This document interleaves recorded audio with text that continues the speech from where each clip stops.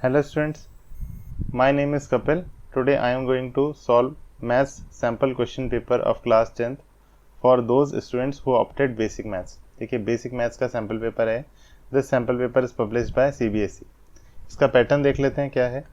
90 minutes का paper है, 40 marks का पेपर है ये, और 40 क्वेश्चंस आपको अटेम्प्ट करने हैं. Each question contain 1 marks. Total जो क्वेश्चंस आएंगे पेपर में वो है 20 + 20 + 10 50 क्वेश्चंस आएंगे, और आपको सिर्फ 40 अटेम्प्ट करने हैं. सेक्शंस में डिवाइड है. सेक्शन ए जो है उसमें 20 क्वेश्चन है, आपको 16 अटेम्प्ट करने हैं. सेक्शन बी में 20 क्वेश्चंस है, आपको 16 अटेम्प्ट करने हैं. सेक्शन सी में केस स्टडी टाइप है, आपको 8 अटेम्प्ट करने हैं. ठीक है, और नो नेगेटिव मार्किंग, कोई नेगेटिव मार्किंग नहीं है. ठीक है, सो लेट्स स्टार्ट.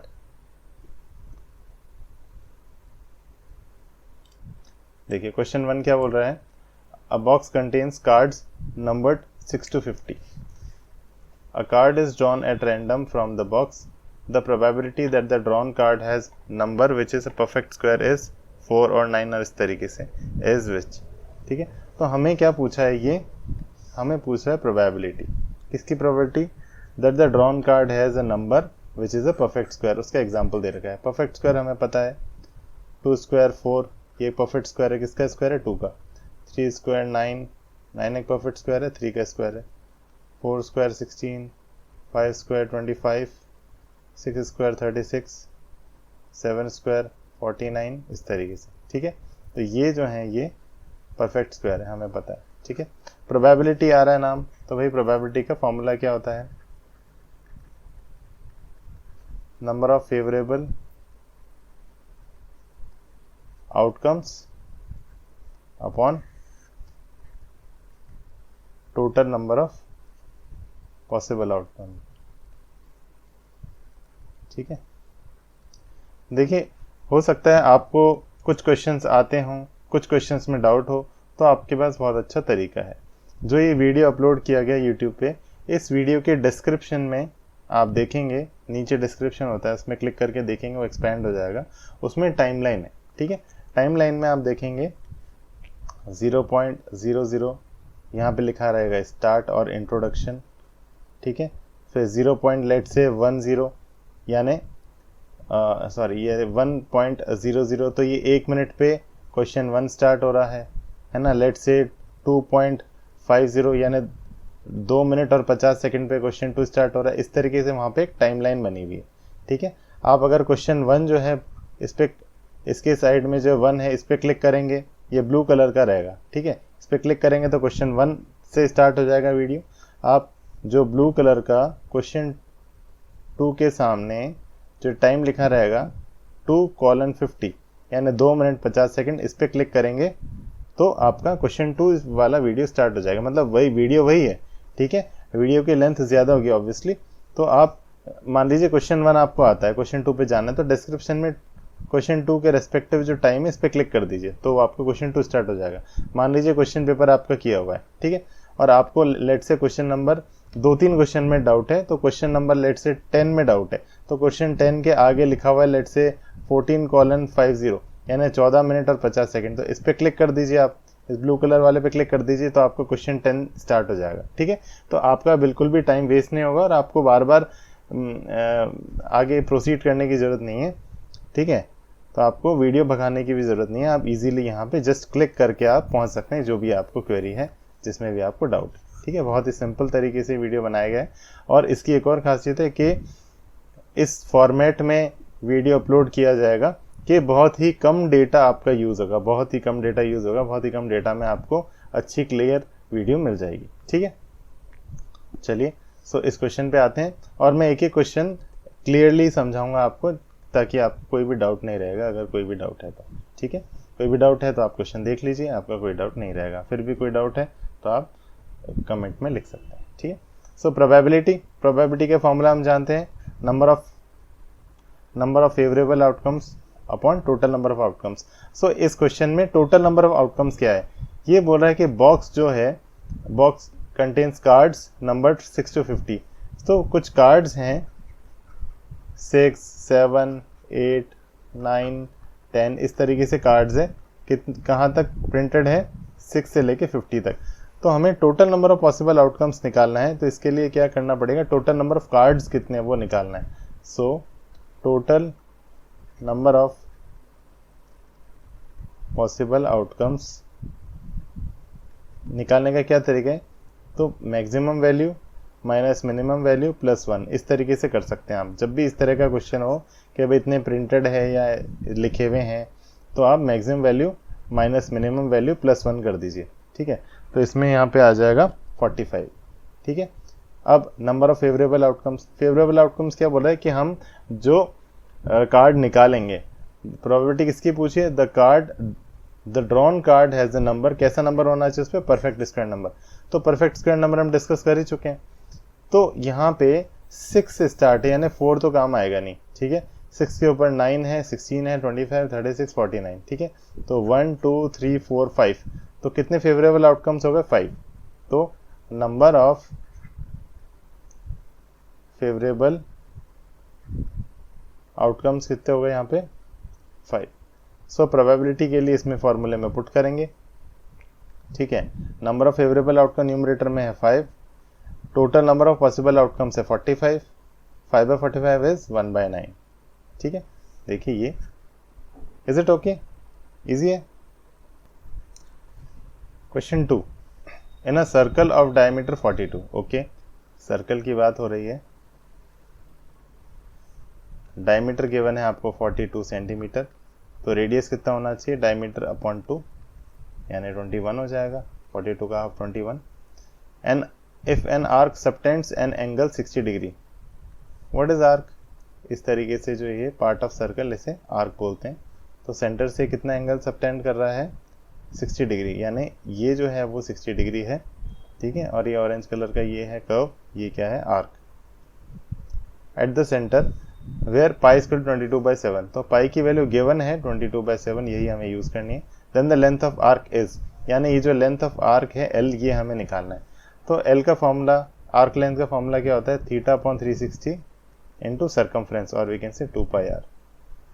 ये फॉर्मूले में हमें सिर्फ वैल्यूज पुट करनी है। थीटा क्या है, थीटा यानी एंगल, थीटा है 60 degree in our case, into pi,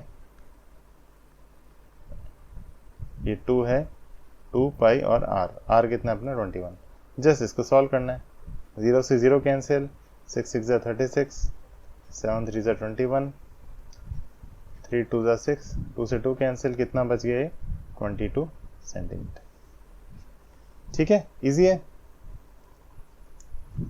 question क्या बोल रहा है, if sine theta is x, आपको गिवन है साइन थीटा की वैल्यू x गिवन है, और सेक थीटा y, ठीक है, सेक थीटा है y, then the tan theta is, इनमें से टेन थीटा की वैल्यू क्या है। तो भाई टेन थीटा जो हमें निकालना है क्या होता है, it is actually sign theta upon cos theta, ठीक है। तो आपको साइन और कॉस की वैल्यू अगर मिल जाए तो आप टेन निकाल सकते हैं। साइन की वैल्यू तो गिवन है x, ठीक है, इसको यहाँ पे सॉल्व कर ही देते हैं। साइन थीटा न्यूमरेटर x है, कॉस थीटा में नहीं पता, तो सेक और कॉस में रिलेशन हमें पता है, what is sec theta, 1 upon cos theta, ठीक है।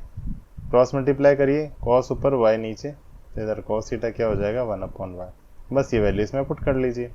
कॉस थीटा की वैल्यू क्या है, 1 अपॉन y, इसको सॉल्व करेंगे, x upon 1 into y upon 1, ये आ जाएगा x इंटू y, तो अपना आंसर आ गया x, टेन थीटा की वैल्यू x, ठीक है। Okay, question 4, the pair of linear equations y equal to 0 and y equal to -5 has 1 solution, 2 solution etcetera. कौन से चैप्टर का है ये, pair of linear equation in 2 variable. तो पेयर ऑफ लीनियर इक्वेशन यानी 2 equation की बात हो रही है, यहाँ पे लिखा भी है y इक्वल टू 0, तो y इक्वल टू 0, अब जो y है वो 0 कहाँ पे हो रहा है, यहाँ पे, ठीक है। और y इक्वल टू 0 x की कौन सी वैल्यू के लिए, सभी वैल्यू के लिए, तो x की सभी वैल्यू के लिए y जो है वो 0 है, मतलब कौन सी लाइन की बात कर रहा है ये, दिस लाइन, x एक्सिस को क्या बोलते हैं, y इक्वल टू 0 भी बोलते हैं। तो ये है अपनी इक्वेशन y इक्वल टू 0, और बोल रहा है y equal to -5, y equal to -5 का है यहाँ पे, यानी दूसरी इक्वेशन है, उस इक्वेशन की लाइन है ये y इक्वल टू -5, ठीक है। अब देखिए x एक्सिस है, ये ऑब्वियसली इसके पैरेलल ही होनी चाहिए, ठीक है। सिंस ये पैरेलल है तो पैरेलल लाइंस तो कभी मिलती नहीं, इस तरफ लेफ्ट हैंड साइड मूव करो, कितना भी मूव कर दो इनको, कितना भी स्ट्रेच कर दो, इंटरसेक्ट नहीं होगी। राइट हैंड साइड स्ट्रेच कर दो, कितनी भी नहीं होगी।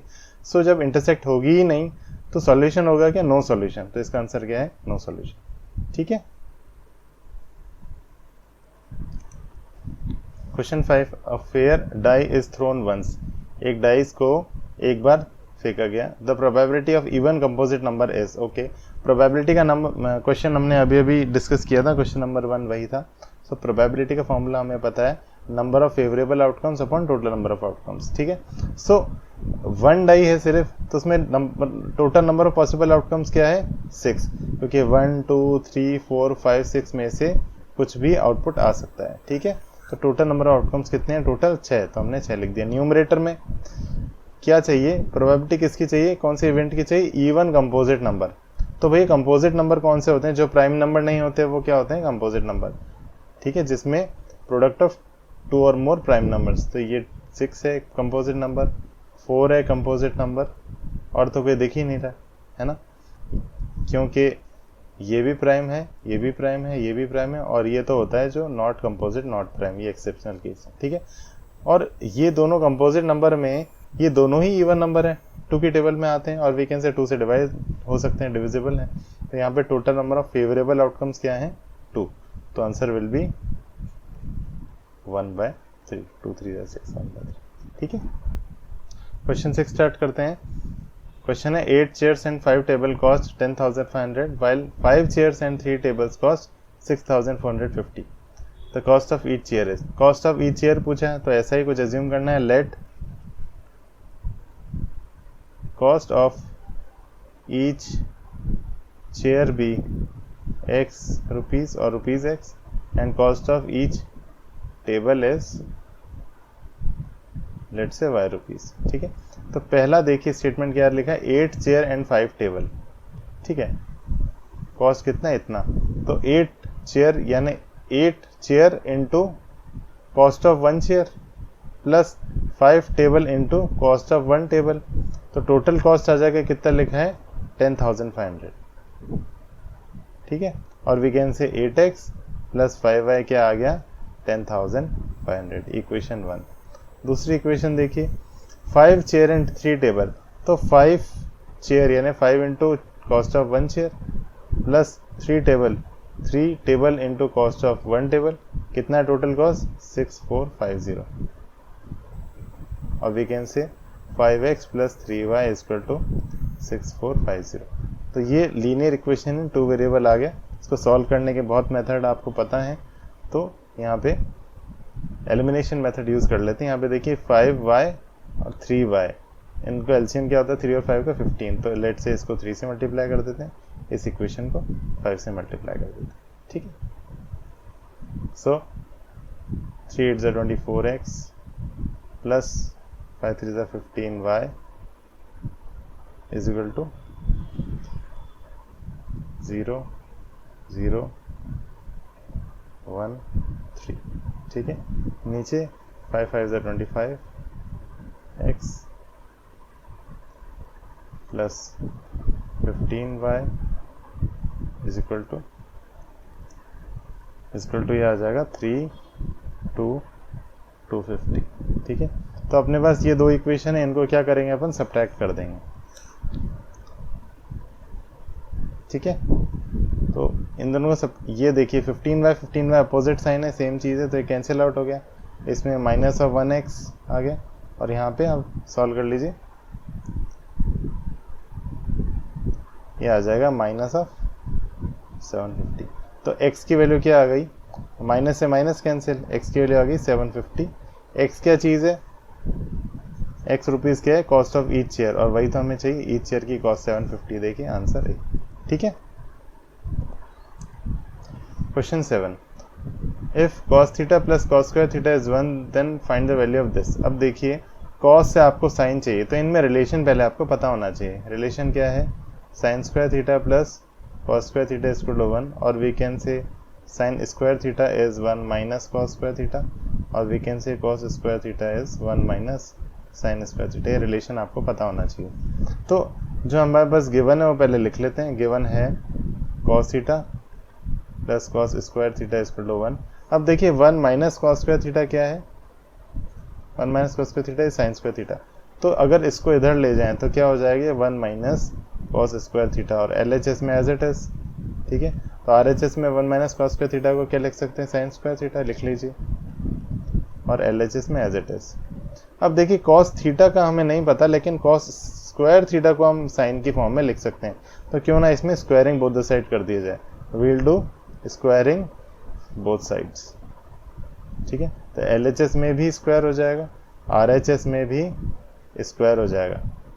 ठीक है, तो स्क्वायर का स्क्वायर यानी पावर क्या हो जाएगा, यहाँ पे एक्सपोनेंट हो जाएगा 4, और कॉस स्क्वायर थीटा को क्या लिख सकते हैं, 1 माइनस साइन स्क्वायर थीटा। अब देखिए आपको ये टर्म चाहिए थी, साइन स्क्वायर प्लस साइन 4, तो साइन 4 तो मिल गया, साइन स्क्वायर LHS से RHS मिल गया, it becomes sign square theta plus sign 4 theta. LHS में 1 एज इट इज रहेगा, तो इसकी वैल्यू क्या आ गई, 1। ठीक है, question number 8, the decimal representation of this will be terminating, non terminating etcetera. तो रेशनल नंबर में हमने क्या पढ़ा था कि a rational number can be written in the form of P upon Q, where P and Q are coprimes. Coprime मतलब इन दोनों में कोई कॉमन फैक्टर नहीं है, अगर है तो उसे हम डिवाइड कर चुके हैं दोनों को, न्यूमरेटर डिनोमिनेटर को। ठीक है, और टर्मिनेटिंग जब होता है, रेशनल नंबर कैसे होते हैं, या तो टर्मिनेटिंग हो सकता है या नॉन टर्मिनेटिंग रिपीटिंग हो सकता है। ठीक है, तो अगर टर्मिनेटिंग है, terminating is of the type जैसे 0.5, 0.75, ठीक है, और वी कैन से लेट से सिर्फ 7, ठीक है, 7 के आगे कुछ भी नहीं है। ठीक है, तो ये होते हैं टर्मिनेटिंग टाइप, जो टर्मिनेट मतलब रुकना, खत्म होना, कि भाई इसके आगे कुछ भी नहीं है, यहीं पे रुक गया। ठीक है, सो टर्मिनेटिंग टाइप क्या अगर पता लगाना है तो उसकी क्या प्रॉपर्टी हमने पढ़ी थी कि जो डिनोमिनेटर है Q, it should be of the form of 2 raised पर n इंटू 5 रेस्ट पर m, where n and m are whole numbers. n और m क्या होने चाहिए, होल नंबर्स होने चाहिए। तो यहाँ पे डिनोमिनेटर देखिए, क्या ये डिनोमिनेटर होल नंबर्स हैं, सॉरी क्या डिनोमिनेटर की जो पावर है ये होल नंबर है, होल नंबर है, और ये किस फॉर्म में है, इस फॉर्म में है 2 रेस्ट पर n इंटू 5 रेस्ट पर m। तो हम कह सकते हैं कि भाई ये सारी कंडीशन फुलफिल कर रहा है एक टर्मिनेटिंग होने की, इसलिए ये किस फॉर्म, इसका जो डेसिमल एक्सप्रेशन क्या आएगा, ये टर्मिनेटिंग आएगा। ठीक है, question 9, the LCM of these two numbers is. अब देखिए पहले ही नंबर के प्राइम फैक्टराइजेशन कर रखे हैं, और प्राइम फैक्टर्स पहले ही कर रखे हैं, तो इसमें एलसीएम निकालना तो बहुत आसान है। एलसीएम का क्या तरीका होता है जब फैक्टर्स होते हैं हमारे पास, LCM is the product of greatest power of each prime factor involved in the number। ठीक है, ये हमारा पढ़ा हुआ है। तो LCM क्या होता है, प्रोडक्ट होता है। तो इसका अगर LCM, इसका और इस दो नंबर्स का हम LCM निकालना चाहें तो क्या होगा, प्रोडक्ट होगा किसका, प्रोडक्ट होगा किसका, प्रोडक्ट होगा of greatest powers of each prime factor involve. जो भी प्राइम फैक्टर इन्वॉल्व है, कौन कौन से इन्वॉल्व है, हमें 2 दिख रहा है, हमें 3 दिख रहा है, हमें 2 दिख रहा है, हमें 3 दिख रहा है, इनके ग्रेटेस्ट पावर, 2 की ग्रेटेस्ट पावर क्या है, 2 रेज़ पावर 2 और 2 रेज़ पावर 3, तो पावर 2 की कौन सी बड़ी है, 3। ठीक है, तो 2 की पावर 3, और 3 दोनों में देखिए 3 की पावर 2 और 3 की पावर 3, तो 3 की पावर 3 बड़ी है, तो 3 की पावर क्या है, ग्रेटेस्ट पावर 3। तो ये हमारा 2 raise power 3 into 3 raise power 3, ये हमारा क्या होगा, LCM by this definition, option C. ठीक है, अगला है question 10, the HCF of 2 number is 18। आपको क्या दे रखा है, HCF दे रखा है 18, प्रोडक्ट दे रखा है ऑफ देयर प्रोडक्ट, यानी 2 नंबर्स की बात हो रही है, 2 नंबर का HCF तो दे रखा है 18। ठीक है, उन दोनों का प्रोडक्ट दे रखा है 12960, प्रोडक्ट दे रखा है 12960।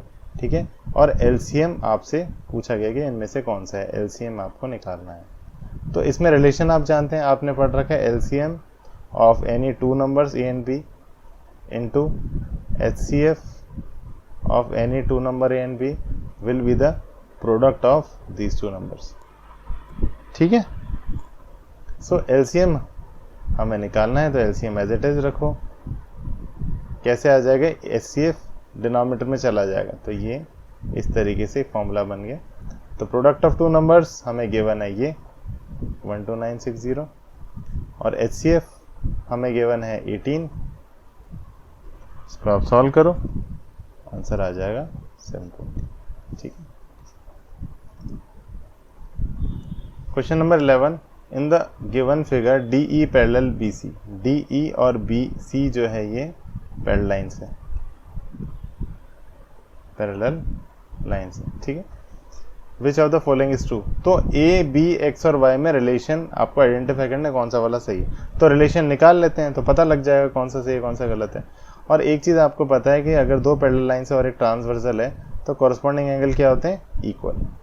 यही चीज़ यहाँ पे दो पैरेलल लाइन्स है और it is acting as transversal, तो ये जो एंगल है और ये जो एंगल है ये दोनों इक्वल होने चाहिए, कॉरस्पॉन्डिंग एंगल है। सिमिलरली ये जो एंगल है और ये एंगल ये दोनों इक्वल होने चाहिए। सो आप देखेंगे ट्राइंगल ADE स्मॉलर ट्राइंगल और बिगर ट्राइंगल ABC, बिगर ट्राइंगल ABC में हमने क्या अभी तक कर लिया कि ये एंगल इसके बराबर है और ये एंगल इसके बराबर है। तो क्या ये दो ट्राइंगल्स सिमिलर हो जाने चाहिए, है ना। Obviously first triangle ADE should be similar to triangle ABC by AA similarity criteria. ठीक है, क्योंकि दोनों के दो कॉरस्पॉन्डिंग एंगल्स इक्वल है। ठीक है, सिंस कॉरस्पॉन्डिंग एंगल इक्वल है तो उनकी साइड्स भी सेम रेशियो में होनी चाहिए और we can say this upon this should be equal to this upon this. लिख लेते हैं, therefore DE upon BC should be equal to AE upon AC। What is BE, value x दे रखा है। ठीक है, BE की जगह x लिख देते हैं।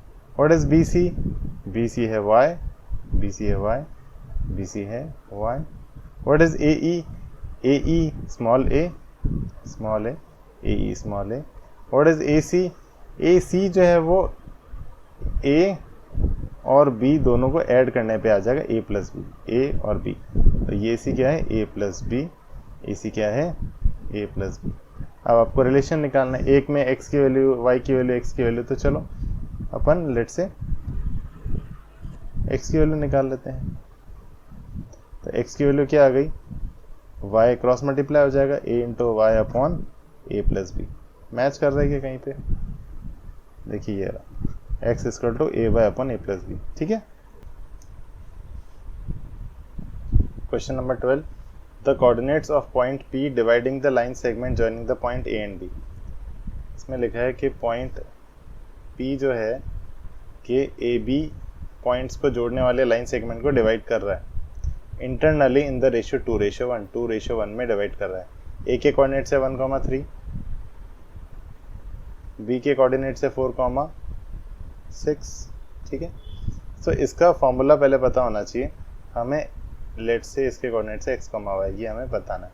तो इसका फॉर्मूला होता है x, y, इसके कोऑर्डिनेट्स हैं अगर तो ये होना चाहिए mx2 plus nx1 upon m plus n and my2 plus ny1 upon m plus n। ठीक है, व्हाट इज m, ये m है, ये n है। ठीक है, m रेशियो n में अगर डिवाइड कर रखा है जो कि अपने केस में 2:1 है। ठीक है, तो ये है और ये है अपना x1 y1 पहले पॉइंट के कोऑर्डिनेट्स, दूसरा पॉइंट जो है x2 y2 ये दूसरे पॉइंट के कोऑर्डिनेट्स। तो ये फॉर्मूला है। तो जब अप्लाई करेंगे तो पॉइंट P के कोऑर्डिनेट्स आ जाएंगे mx2 यानी 2 into 4 8 plus nx1 n into x1 1 into 1 1 upon sum of the ratio 2:1 है तो 2 प्लस 1 3। ऐसे my2 m into y2 6 2 12 plus ny1 1 into 3 3 upon m plus n, ये है 3। इसको सॉल्व कर लो, 8 प्लस 1 9/3 हो गए, 12 प्लस 3 15/3 हो गया, 3 3 ज़ा 9 3 5 ज़ा 15। तो 3,5 है कोऑर्डिनेट्स पॉइंट P के, 3,5। ठीक है, option D. Question 13, prime factorization of this number. बहुत सिंपल है, 3 8 2 5 आपने छोटी क्लास में पढ़ा था डिविजिबिलिटी रूल, तो वो थोड़ा सा याद रहना चाहिए। जैसे आखिरी डिजिट क्या है 5 या 0, तो 5 से डिवाइड हो जाएगा, 5 से डिवाइड कर लो 35, 6 ज़ा 30, 5 5 ज़ा 25, फिर अगेन 5 आ रहा है, 5 1 ज़ा 5, 5 5 ज़ा 25, 5 3 ज़ा 15। अब देखिए 5 + 3 8 + 1 9, तो ये 9 3 की टेबल में आता है, तो डिविजिबिलिटी बाय रूल से मतलब 3 से डिवाइड हो जाएगा। 3 5 ज़ा 15, 3 1 ज़ा 3, अगेन 5 + 1 6, 3 की टेबल में आता है 6, 3 से डिवाइड हो जाएगा। 3 1 ज़ा 3, 3 7 ज़ा 21, 17 आखिरी में रहेगा। तो इस रिक्वायर्ड नंबर के ये सारे क्या हो गए फैक्टर्स। 5 दो बार आ रहा है, 5 स्क्वायर, 3 दो बार आ रहा है, 3 स्क्वायर, और आखिरी में 17 एक बार आ रहा है, 17। कहाँ मैच कर रहा है ये? 3 स्क्वायर 5 स्क्वायर 17। ठीक है। Question 14, in the given figure AD is 4, AD जो है वो 4 है सब सेंटीमीटर में, BD 3 है, CB 12 है, और आपको निकालना है कॉट थीटा। कॉट थीटा जो है, कॉट थीटा राइट एंगल में होना चाहिए, ट्रिग्नोमेट्री में सब राइट एंगल में होता है, तो ABC ट्रायंगल आप कंसीडर करेंगे। कॉट थीटा क्या होता है? B/P, base upon perpendicular. Base क्या है इसका? BC, और परपेंडिकुलर है AB। इस ट्रायंगल में बेस और ये परपेंडिकुलर, तो बेस तो है अपना गिवन है 12 सेंटीमीटर, और AB हमें नहीं पता, लेकिन यहाँ पे देखिए 90 डिग्री के एंगल बता रखे हैं, तो ABD जो है ये भी एक राइट ट्रायंगल है। बेस और परपेंडिकुलर पता है, तो ये हाइपोटेन्यूज निकल जाएगा। तो AB जो है हाइपोटेन्यूज क्या होगा? ये square root of 4 square plus 3 square, 16 + 9 225, it is 5 square, तो ये 5 बाहर आ गया। ठीक है, तो AB की वैल्यू क्या आ गई? 5। AB की वैल्यू आ गई 5, तो कॉट थीटा की वैल्यू क्या आ गई? 12/5। ठीक है। अगला question 15, if ABCD is a rectangle, ABCD एक रेक्टेंगल है, then find the value of x and y। देखिए रेक्टेंगल की क्या प्रॉपर्टीज होती है? अपोजिट साइड्स आर इक्वल, है ना, तो 12 = x + y लिख सकते हैं हम, और वी कैन से x + y = 12, और 8 = x - y, और वी कैन से x - y = 8। अब ये दो चीज़ें हमारे पास है, और हमें x और y की वैल्यू पूछी है, find the value of x and y। तो बस ये लीनियर इक्वेशन इन 2 वेरिएबल जैसा है, just we have to add it, इसको ऐड कर दो। ये y दोनों क्या है? ठीक है, ऐड करने के लिए साइन चेंज तो होगा नहीं, प्लस का माइनस ये एज इट इज रहेंगे, तो ये सेम वैल्यू है, अपोजिट साइन इन कैंसिल आउट हो गया, x + x 2x, और 12 + 8 20, x की वैल्यू क्या आ गया? 20/2 10। y की वैल्यू चाहिए, इसमें पुट कर दो, लेट से पहली इक्वेशन में x की value 10, y as it is, इधर 12, y की वैल्यू होगी 12 - 10, 12 - 10 इज 2, तो ये 10 and 2, 10 and 2। ठीक है। Question 16, in an isosceles triangle ABC, AC = BC। तो ABC ट्रायंगल की बात हो रही है, ABC ट्रायंगल की बात हो रही है, और AC = BC, AC = BC, ये दोनों लेंथ के इक्वल, और गिवन है AB² = 2AC²। क्या गिवन है? AB² = twice of AC², then measure the angle of C। तो देखिए स्क्वायर देखते ही आप समझ जाइए कि हो सकता है ये पाइथागोरस थ्योरम जैसा कुछ हो सकता है यहाँ पे। ठीक है, और एंगल C पूछा, इसमें भी एक ऑप्शन 90 है। ठीक है, तो स्टार्ट होते हैं। तो AC², AC और BC तो इक्वल लिख रखा है, तो AC की जगह BC भी लिख सकते हैं, तो इस ट्वाइस ऑफ AC² को हम AC² + AC² लिख सकते हैं। फॉर एग्जांपल x² + x² क्या होता है? ट्वाइस ऑफ x², तो 2x² को हम ये लिख सकते हैं। सिमिलरली 2AC² को हम AC² + AC² लिख सकते हैं, तो AC की जगह BC लिख सकते हैं क्योंकि इक्वल है। सो ये वाला एज इट इज रहने देते हैं, यहाँ पे AC की जगह BC लिख देते हैं। अब इस क्वेश्चन में आते हैं, देखिए इस ट्रायंगल को देखेंगे, AB² = AC² + BC²। सो अगर आप पाइथागोरस थ्योरम अप्लाई करें तो this angle should be 90 degree. ठीक है, it is similar to H² = P² + B²। Is it okay? और हाइपोटेन्यूज के अपोजिट एंगल क्या होता है? 90। हाइपोटेन्यूज AB के अपोजिट एंगल क्या है? 90, और एंगल C आपसे पूछा गया है। ठीक है। Question 7, if -1 is a 0 of this polynomial then the other 0 is, ये आपको निकालना है। तो इसमें किसी भी तरीके से कर लो आप। जैसे पहला एक मेथड है सिंपल सा, मैं आपको बता दूं। इस क्वाड्रेटिक इक्वेशन को देखिए, क्वाड्रेटिक इक्वेशन में मिडिल टर्म स्प्लिटिंग करना आता है, आपको फैक्टराइज करना आता है।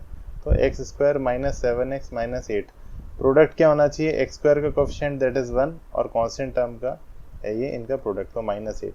इसको हम 8 इंटू 1 भी लिख सकते हैं। और आपको क्या चाहिए मिडिल टर्म में, देखिए -7, तो आप -8 प्लस 1 क्या होता है, -7 होता है। तो देखिए -8 और 1 का प्रोडक्ट जो है वो यहाँ से मैच हो रहा है और इन दोनों का एडिशन है वो यहाँ से मैच हो रहा है। मतलब इस तरीके से हम स्प्लिट कर सकते हैं। तो x square minus 8x plus x minus 8, इन दोनों में से कॉमन ले लो x, इन दोनों में से कॉमन ले लो 1, इट बिकम्स, ग्रुपिंग कर दो x minus 8 into x plus 1। तो ये दो फैक्टर आ गए। फैक्टर आ गए तो जीरोस निकालना ईजी है। इनको क्या करना है, सिंपली ज़ीरो से इक्वेट करना है। फैक्टर्स को ज़ीरो से इक्वेट कर दिया तो x की वैल्यू जो आती है वो क्या होती है, ज़ीरोज़ ऑफ द पॉलिनोमियल। तो एक तो ज़ीरो दे रखा है -1 और दूसरा ज़ीरो क्या हुआ, 8। ठीक है, एक तो ये तरीका है। सेकंड मेथड क्या है, जो ये चाह रहा है कि हम उससे सॉल्व करें, दूसरा मेथड है कि आपको दे रखा है -1 इज अ ज़ीरो। ठीक है, ये एक ज़ीरो है। So we can see that x minus of -1, जो x minus of 0 is a factor of the polynomial. Minus into minus क्या होता है, प्लस। तो it says that x plus 1 is a factor. एक फैक्टर आपको पता है तो दूसरा फैक्टर निकालने के लिए डिवाइड कर दो। X square minus 7x minus 8, इसको क्या करो आप, एक फैक्टर से डिवाइड कर दो तो दूसरा फैक्टर अपने पास आ जाता है। तो सब डिवाइड करने के लिए क्या तरीका होता है कि जो यहाँ पे डिविडेंड इसको descending order of their power में लिखते हैं, bigger power smaller power smaller power. ठीक है, एक्स की पावर 2, एक्स की पावर 1, एक्स की पावर 0। तो इनको देखिए, एक्स को किससे मल्टीप्लाई करना है, एक एक्स से, ताकि एक्स स्क्वायर आ जाए। X into x x square, 1 into x x. ठीक है, सब्ट्रैक्ट करो, ये खत्म, ये हो जाएगा माइनस ऑफ 8x, ये कैरी हो जाएगा एज इट इज। अब आपको क्या चाहिए, -8, तो -8 इंटू एक्स गिव्स -8x। ठीक है, -8 इंटू 1 -8, साइन चेंज 0। तो दूसरा फैक्टर क्या आ गया आपके पास, x माइनस 8। अब फैक्टर आया है x माइनस 8, 0 नहीं है, तो इसको 0 से इक्वेट करेंगे तब 0 आएगा 8। ठीक है, question 18, in a throw of a pair of dice, pair of socks, pair of shoes. तो पेयर मतलब दो डाइस है यहाँ पे। The probability of the same number on each dice, दोनों डाइस पे सेम नंबर आए। तो भाई इसमें जैसा हमने क्वेश्चन 1 में डिस्कस किया था, प्रोबेबिलिटी का फॉर्मूला क्या होता है, number of favourable outcomes upon total number of outcomes. ठीक है ना,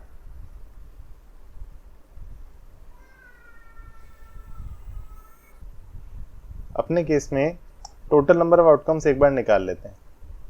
सिंस दो डाइस है तो आप जानते हैं पहले पे 1 कंसीडर कर लिए, तो दूसरे पे क्या हो सकता है, 1 हो सकता है। पहले पे 1, दूसरे पे 2 भी हो सकता है, 3, 4, 5 और 6। ठीक है, पहले पे अब 2, पहले डाइस पे ये है डाइस 1 फर्स्ट और ये डाइस सेकेंड।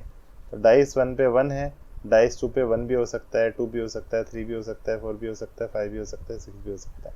डाइस 1 पे 2 आ रहा है, डाइस 2 पे 1 भी हो सकता है, 2 भी हो सकता है, 3, 4, 5, 6। तो सारे हम पॉसिबिलिटीज़ है वो लिख लेते हैं एक बार, टोटल पॉसिबल आउटकम्स आ जाता है। ऐसे पहले पे 3, पहले डाइस पे 3 लिखा हुआ आ रहा है और दूसरे डाइस पे 1, 2, 3, 4, 5, 6। तो टोटल कितने हो जाएंगे, इस तरीके से मैं फटाफट लिख देता हूँ। टोटल ये 36 हो जाएंगे। ठीक है, 4,1, 4,2, 4,3, 4,4, 4,5, 4,6, ये अगला है 5,1, 5,2, 5,3, 5,4, 5,5, 5,6। पहले डाइस पे 6 है, अगले पे 1 है, 6,1, 6,2, 6,3, 6,4, 6,5, 6,6। तो आप देखेंगे 1, 2, 3, 4, 5, 6, 1, 2, 3, 4, 5, 6, 6 6 36। टोटल पॉसिबिलिटी कितनी है, 36 है। और नंबर ऑफ फेवरेबल आउटकम्स किस बारे में कह रहा है कि same number on each dice, same number on each dice का देखिए 1, 1, दोनों पे 1 है, दोनों पे 2 है, दोनों पे 3 है, दोनों पे 4 है, दोनों पे 5 है, दोनों पे 6 है। तो टोटल कितने सर्कल हो गए 6, यानी टोटल फेवरेबल पॉसिबिलिटी कितनी है 6। तो अपनी प्रोबेबिलिटी आ गई 6/36 यानी 1/6। तो 1/6 इज द आंसर। ठीक है। Question 19, the mid point of this and this is 2.6 2,6। तो ये एक लाइन सेगमेंट है, एक पॉइंट है 3p,4, एक पॉइंट है -2,2q, और इन दोनों को जोड़ने वाला जो लाइन सेगमेंट है इसका मिड पॉइंट है 2,6। ये आपको गिवन है। Find the value of p plus q। ठीक है। तो मिड पॉइंट का बहुत ही सिंपल सा तरीका है, x1 plus x2/2 y1 plus y2/2, इस तरीके से कर लीजिए तो आपको मिड पॉइंट मिल जाएगा। और मिड पॉइंट है हमारे पास 2,6। ठीक है। सो x1 plus x2 3p plus -2 यानी 3p minus 2/2 and y1 plus y2 4 plus 2q 4 plus 2q/2, इसकी वैल्यू है 2,6। अब देखिए x कोऑर्डिनेट को x कोऑर्डिनेट से कंपेयर करेंगे तो क्या है हमारे पास 3p minus 2/2 is equal to 2। इसको सॉल्व करेंगे, 2 2 ज़ा 4, 2 उधर जाएगा 4 प्लस 2, यहाँ पे 3p as it is, 4 plus 2 is 6, p की वैल्यू क्या आ गई 6/3 दैट इज 2। ठीक है। सिमिलरली अब y को y कोऑर्डिनेट से कंपेयर करेंगे, 4 plus 2q/2 is equal to 6, cross multiply 6 2 ज़ा 12, 2q, 12 माइनस 4 8, q की वैल्यू 8/2 दैट इज 4। तो हमारे पास p की वैल्यू है 2, q की वैल्यू है 4। आपको p प्लस q पूछा है, इन दोनों को ऐड करने पे 4 प्लस 2 इज 6। ठीक है। The decimal expansion of 147/120 will terminate after how many decimal points. ठीक है। After how many decimal point का क्या मतलब है, लेट से कोई भी नंबर है, एग्जांपल 23.52। ठीक है। तो ये टर्मिनेट, ये एग्जांपल ले रहा हूँ मैं, ये एक नंबर टर्मिनेट हुआ, कब टर्मिनेट हुआ यानी ख़त्म हुआ, ये रुक गया, 2 के बाद आगे नहीं है, 2 पे रुक गया। तो ये डेसिमल के आगे कितने डेसिमल के आगे कितने प्लेस है 1 2, तो ये डेसिमल के आगे 2 प्लेसेस है। ठीक है। तो ये चीज़ यहाँ पे पूछ रहा है इस नंबर के लिए कि डेसिमल एक्सपेंशन जब इसका करेंगे तो ये कब टर्मिनेट होगा। तो 147/120, इसको देखिए, पहले इसको कॉमन फैक्टर से डिवाइड करने की कोशिश करते हैं। 2 + 1 3, 7 + 1 8, 8 + 4 12, तो ये 3 की टेबल में आ रहा है, तो इसको 3 से डिवाइड कर देते हैं। ठीक है। तो इट बिकम्स 49/40। न्यूमरेटर को एज इट इज रहने दीजिए, मेन फोकस होता है डिनोमिनेटर पे। डिनोमिनेटर को देखिए 40, 4 × 10 40, और वी कैन से 2 2 ज़ा 4, 2 5 ज़ा 10, 2 की पावर 3, 5 की पावर 1। क्या ये 2 की पावर 3 और 5 की पावर 1। अब नीचे हमें ज़ीरोज़ लाने हैं डेसिमल के लिए, तो किससे मल्टीप्लाई करना पड़ेगा 5 स्क्वायर से। ठीक है। तो न्यूमरेटर तो कुछ ऐसा आ जाएगा, डिनोमिनेटर 2 की पावर 3 × 5 की पावर 3, और we can say numerator as it is रहने दो, 5 2 ज़ा 10, 10 की पावर 3, और वी कैन से नीचे क्या आ गया 1000। नीचे 1000 आ गया, मतलब डेसिमल प्लेसेस के आगे कितनी वैल्यूज होनी चाहिए 1 2 3। ठीक है। सो हमारा आंसर है सी। अगला है क्वेश्चन 21। सेक्शन बी स्टार्ट हो गया, पहले 20 क्वेश्चन हो चुके हैं, अगले 20 क्वेश्चन है पार्ट बी के, वो देख रहे हैं सेक्शन बी के। क्वेश्चन है the perimeter of a semi circular protractor. Protractor है ऐसा होता है ना, इसका पेरीमीटर बोल रहा है। तो पेरीमीटर क्या होता है, ये half of circumference plus this diameter, क्योंकि ये बिल्कुल हाफ ऑफ द सर्कल होता है, सर्कल का हाफ होता है इसलिए। तो हमें एक्चुअली, और इसमें गिवन है रेडियस आर है, तो भाई रेडियस आर यहाँ से यहाँ तक है, आर यहाँ से यहाँ तक है, तो ये वाला पॉइंट जो है पेरीमीटर क्या होगा, half of circumference plus diameter. Half of circumference क्या होता है 2 पाई आर, और डायमीटर क्या है 2 टाइम्स आर, 2 से 2 कैंसिल किया आ गया, ये pi r plus 2 r, pi r plus 2 r. ठीक है। Question 22, if PE probability of event E denotes the probability of an event, ठीक है, so इनमें से कौन सा ट्रू होगा। अब देखिए लिखा क्या है, probability of the event greater than 0 smaller than equal to 1, greater than 0 smaller than 1। ठीक है, तो क्या होता है, तो भाई आपको पता है कोई भी प्रोबेबिलिटी है या तो होगी उसकी value 0 when it's for the impossible event. Impossible event के लिए क्या होती है, इसकी वैल्यू 0, और प्रोबेबिलिटी की वैल्यू 1 होती है फॉर श्योर इवेंट और we can say certain event. और अगर 50-50 चांस होता है कि यहाँ हो भी सकता है नहीं हो सकता है, तो प्रोबेबिलिटी क्या होती है 0.5। तो आप देख सकते हैं 0 भी पॉसिबल है, 1 भी पॉसिबल है और 0.5 भी पॉसिबल है। तो एक्चुअली होता है कि 0 भी 1 भी और इसके बीच में कुछ भी, तो it should be greater than or we can say is equal to, should be smaller than is equal to 1। तो ये वाला होगा ऑप्शन। ठीक है, ये 0 से बड़ा भी हो सकता है, 0 के बराबर भी हो सकता है, 1 से छोटा भी हो सकता है, 1 के बराबर भी हो सकता है। तो ये हो जाएगा ऑप्शन सी। ठीक है, question 23, in triangle A B C angle B 90 degree आपका गिवन है, बी डी परपेंडिकुलर एसी। तो एक डायग्राम बना लेते हैं।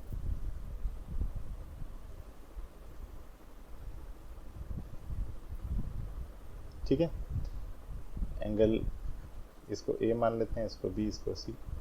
एंगल बी 90 दे रखा है आपको और B D perpendicular A C, B D perpendicular A C. ठीक है, ये आपको गिवन है। ए सी की वैल्यू है 9, यहाँ से यहाँ तक टोटल है 9 सेंटीमीटर। ए डी है 3, तो ऑब्वियसली डी सी कितना होगा 9 - 3 6। ठीक है, देन बी डी इक्वल, अब आपको बी डी की वैल्यू पूछी गई है। ठीक है, आपको ये x पूछा गया है। सो किस तरीके से होगा, सिमिलरिटी ऑफ ट्राइंगल्स से ये रिलेटेड मिलता जुलता लग रहा है। तो यहाँ पे एक डिराइव हम कर लेते हैं रिलेशन, जिससे आपको इजीली समझ में आ जाएगा और ट्राइंगल के बेसिक्स भी यहाँ पे क्लियर हो जाएंगे। ठीक है, सो यहाँ पे देखेंगे कि जो ए डी बी जो ट्राइंगल है, अगर हम उसे बी डी सी से सिमिलर कर दें, यानी ये वाले जो छोटे छोटे ट्राइंगल है इन दोनों को आपस में सिमिलर कर दें, तो इनकी साइड्स भी के रेशियोज भी इक्वल होंगे।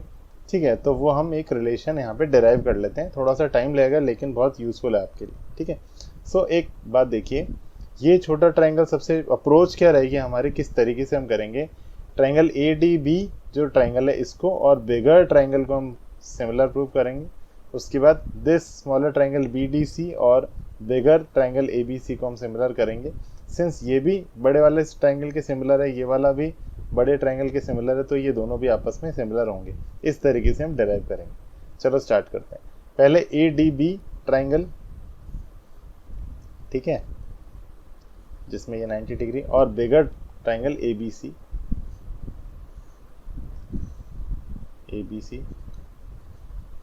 अब देखिए इन दोनों में ही एंगल ए इक्वल है ना, और यहाँ पे छोटे वाले ट्राइंगल में डी पे 90 बन रहा है, बड़े वाले ट्राइंगल में बी पे 90 बन रहा है। So we can say that इसका ए कॉरस्पॉन्ड्स टू इस ट्राइंगल का ए वर्टेक्स, और इस ट्राइंगल का डी वर्टेक्स पे 90 बन रहा है, इस ट्राइंगल का बी वर्टेक्स पे 90 बन रहा है। तो सिमिलर 1-to-1 कॉरस्पॉन्डेंस कर दिया हमने। ए कॉरस्पॉन्ड्स टू दिस, इस ट्राइंगल का डी कॉरस्पॉन्ड्स टू इस ट्राइंगल का बी, और बचा क्या, इस ट्राइंगल में ए डी हो गया, क्या बचा बी, और इस ट्राइंगल में ए और बी हो चुका है, तो क्या बचा सी, यानी इस बी कॉरस्पॉन्ड्स टू सी। तो वी कैन से दैट अगर हम ट्राइंगल ए बी सी लेना चाहें तो इस ट्राइंगल में क्या लिखेंगे, ए से डी से बी, तो ये सेम होना चाहिए, ए बी सी। तो यहाँ पे होगा this A D B, triangle A D B.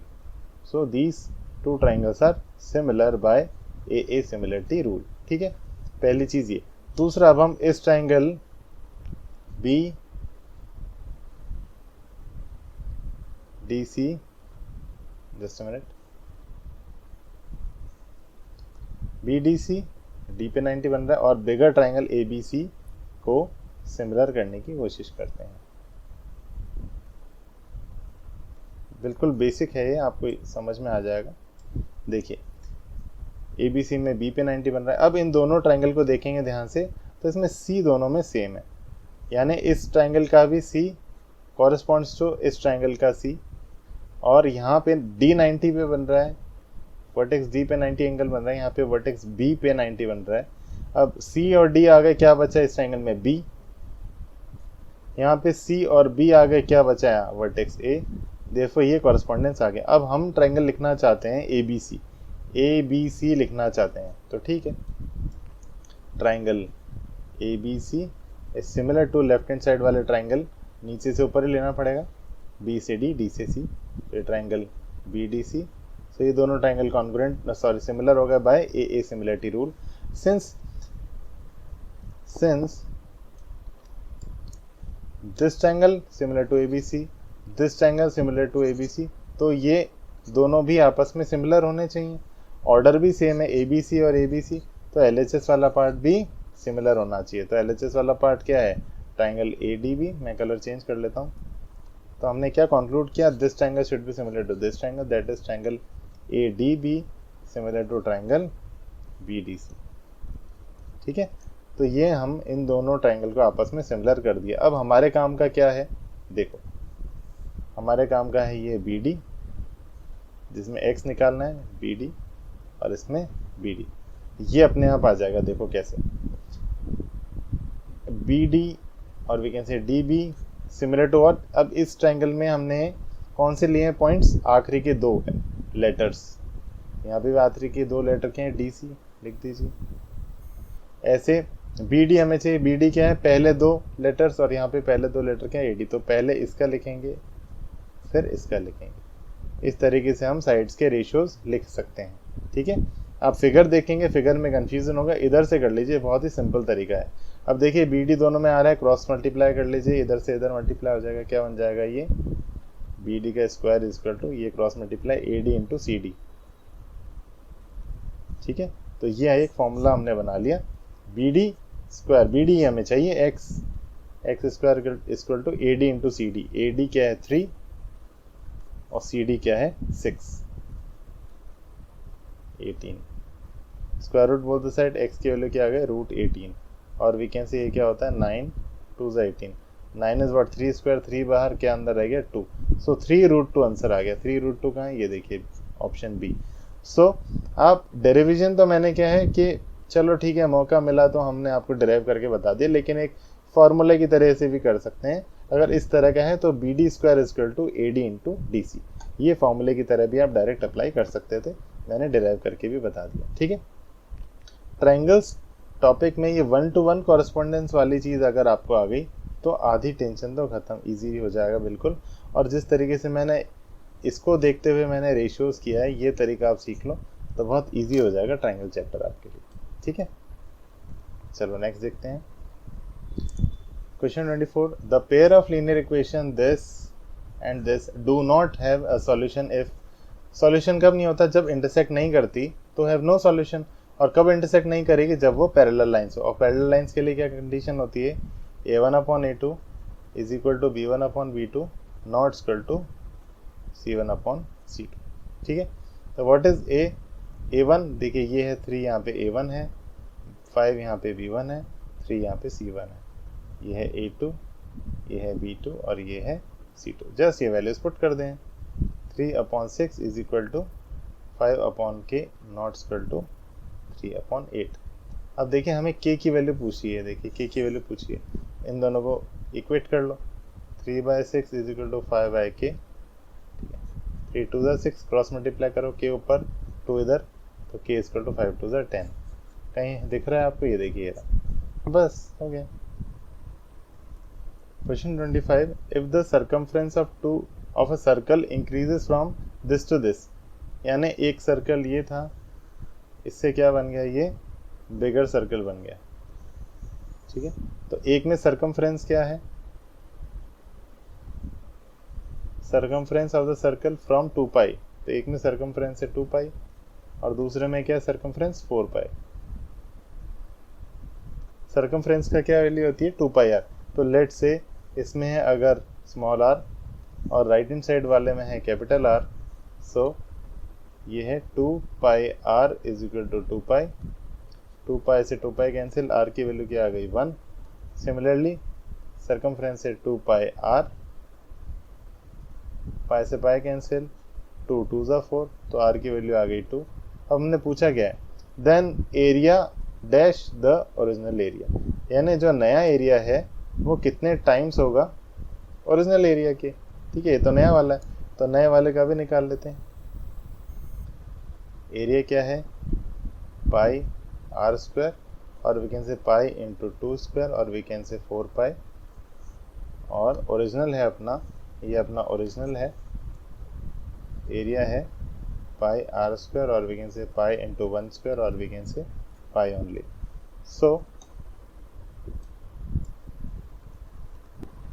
सो आप देखेंगे कि देन इट्स एरियाज, मतलब ब्लू वाला जो एरिया है वो क्या है, 4 टाइम्स पाई, 4 टाइम्स, ब्लू से लिख देता हूँ मैं, क्या है ये 4 टाइम्स पाई, और पाई क्या है ओरिजिनल एरिया, पाई क्या है अपना ओरिजिनल एरिया। तो आप देखेंगे कि जो न्यू एरिया है वो क्या है 4 टाइम्स है ओरिजिनल एरिया के, तो ये 4 टाइम्स।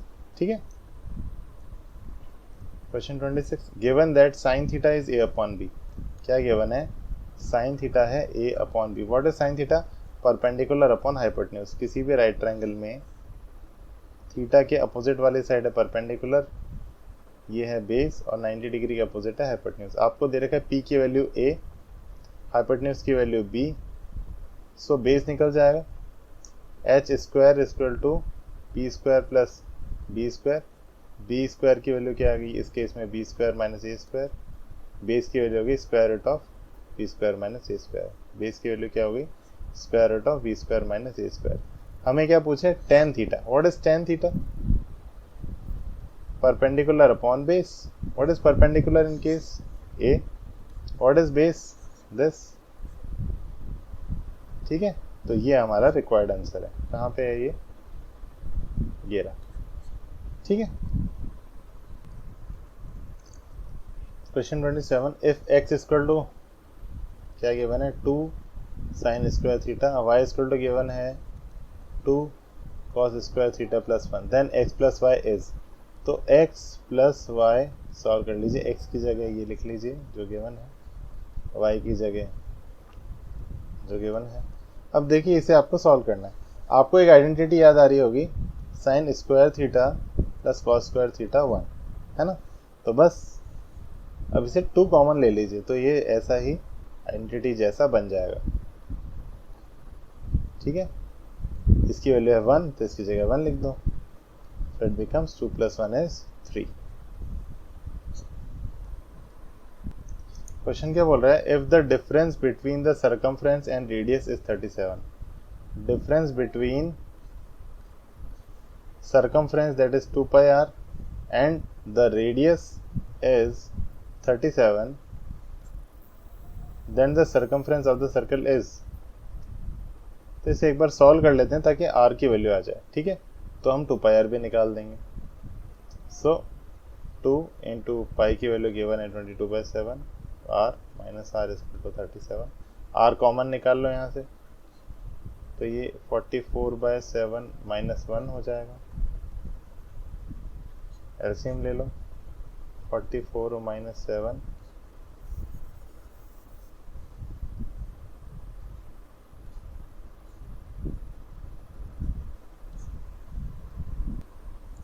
So 44 minus 37 7 is 37। देखिए 37 से 37 कैंसिल, आर इक्वल टू क्या आ गया 1 इंटू 7 दैट इज 7। आपको क्या पूछा है, सर्कमफ्रेंस। सर्कमफ्रेंस क्या होता है 2 पाई आर, है ना। सर्कमफ्रेंस जो पूछा है इसकी वैल्यू होती है 2 pi r, 2 into pi into r है 7, 7 से 7 कैंसिल, क्या बचा 44। ठीक है, question 29, the least number that is divisible by all numbers from 1 to 10, यानी इन सभी नंबर्स बोथ इंक्लूसिव, सभी नंबर्स को आपको कंसीडर करना है।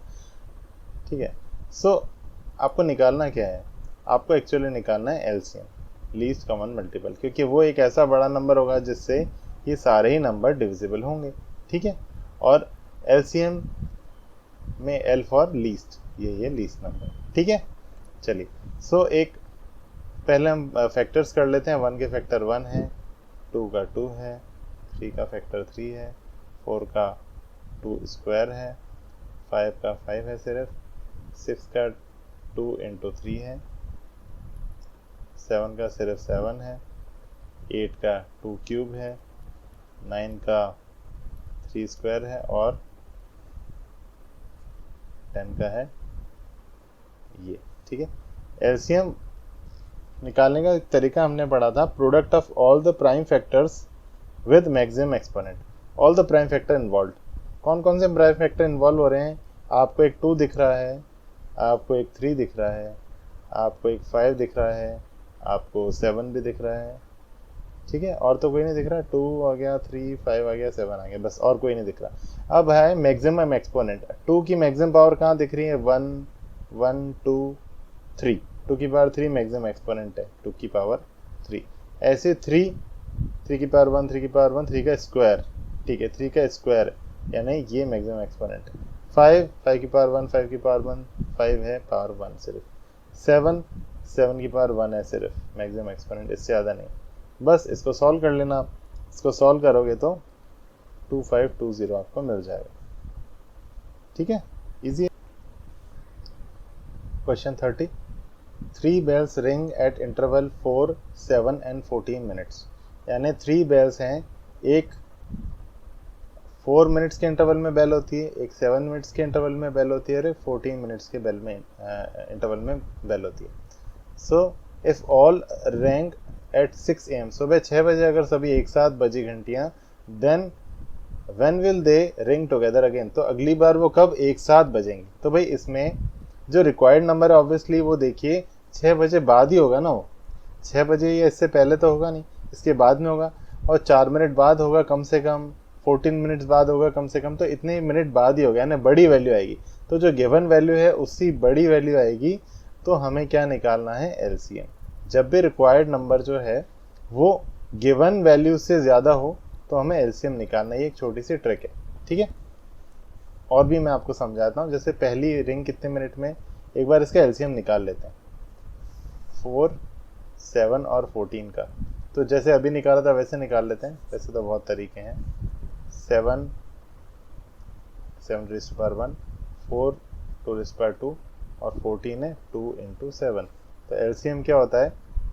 सारे इन्वॉल्व, 2 इन्वॉल्व हो रहा है, 7 इन्वॉल्व हो रहा है, 2 की पावर मैक्सिमम है 2 और 7 की मैक्सिमम पावर है 1, तो ये 28 आ गया। ठीक है, तो एलसीएम क्या आ गया? 28। ठीक है, सो अब 28 का क्या सिग्निफिकेंस है समझिए। क्वेश्चन क्या बोला है? 3 bell ring at interval of 4 minutes, पहला हर 4 मिनट में। 4 1 ज़ा 4, 4 2 ज़ा 8, 4 3 ज़ा 12, 4 4 ज़ा 16, 4 5 ज़ा 20, 4 6 ज़ा 24, 4 7 ज़ा 28। यानी ये घंटी 4 7 ज़ा 28 ये 7 बार बज गई, और 7वीं बार कब बजी? ये 28वें मिनट पे।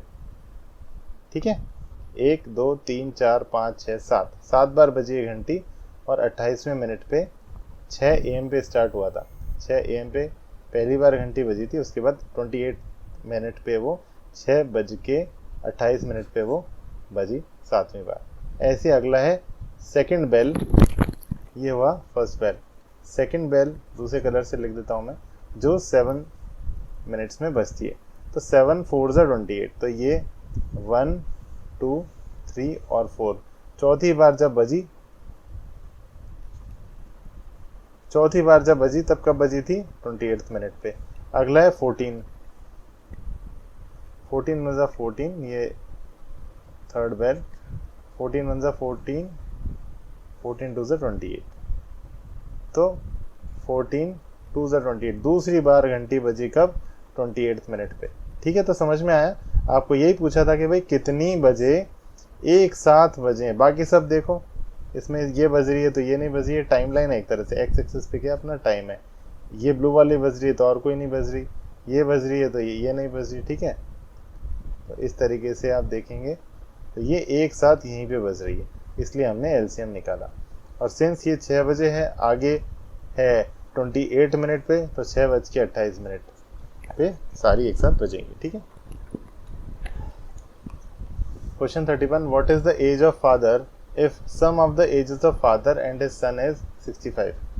तो हमें यहाँ पे सपोज करना है let present age of father is x years, present age of his son is y years. ठीक है, अब आपको क्या बोल रहा है, sum of the ages of father and son is 65, यानी दोनों की एजेस को आप ऐड कर दो तो कितना मिलेगा आपको 65, equation 1। And twice the difference of their age is 50 50 क्या, ट्वाइस द डिफरेंस, ट्वाइस किसका, डिफरेंस का, किसका, देयर एजेस। तो ऑब्वियसली जब डिफरेंस करेंगे तो बिगर माइनस स्मॉलर करेंगे तभी तो पॉजिटिव वैल्यू आएगी। बिगर किसकी होगी, ऑब्वियसली फादर की, तो फादर की एज में से बच्चे की एड माइनस कर दो। ठीक है, सो इक्वेशन 2 को हम थोड़ा सा सॉल्व कर लेते हैं।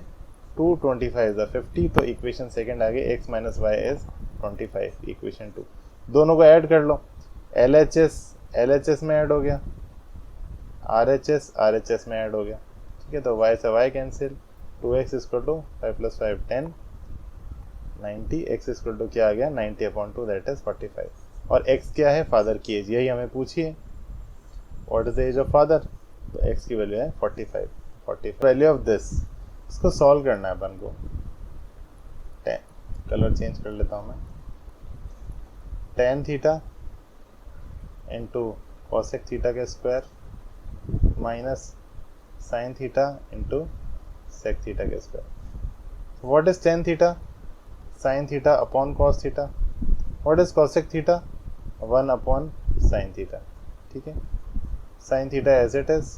What is sec theta, 1 upon cos theta. ठीक है, देखिए साइन से साइन कैंसिल, क्या बचा 1 अपॉन कॉस, 1 अपॉन कॉस क्या होता है सेक, सेक का स्क्वायर क्या हो गया sec square theta. Sine upon cos is 10, 10 का स्क्वायर इज 10 स्क्वायर थीटा। अब ये देख के कुछ आइडेंटिटी याद आ रही है, obviously sec square theta minus tan square theta is 1 identity है, इसका ऑप्शन हो गया सी। ठीक है, question 33, the perimeter of two similar triangle is 26 and 39। ठीक है, the ratio of their areas, अब रेशियो ऑफ देयर एरियाज से कुछ याद आ रहा है, if two triangles are similar, let's say ABC, ठीक है, ABC एंड PQR, तो क्या आपको पता होता है कि area of one triangle upon area of second triangle is equal to उनके कॉरस्पॉन्डिंग साइड्स का रेशियो का स्क्वायर, ये फॉर्मूला आपको पता है।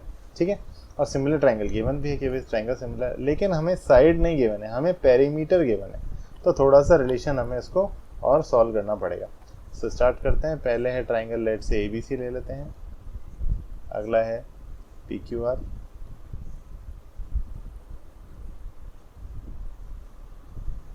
अब आपको गिवन है कि triangle ABC similar to triangle PQR, ये आपको गिवन है, तो ऑब्वियसली इनके कॉरस्पॉन्डिंग साइड्स भी क्या होंगे, सेम रेशियो में।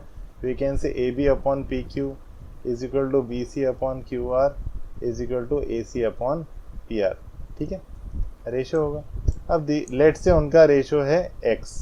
ठीक है, सो AB की वैल्यू, इन दोनों को देखिए आप, AB को क्या लिख सकते हैं x टाइम्स PQ, इन दोनों को देखिए, BC को क्या लिख सकते हैं x टाइम QR, इन दोनों को कंपेयर करके देखिए, AC को क्या लिख सकते हैं x टाइम्स PR। यानी अगर PQ की वैल्यू A है, PQ की वैल्यू A है, तो AB को क्या लिख सकते हैं AX, है ना। PR की वैल्यू अगर B है तो BC को क्या लिख सकते हैं x times B।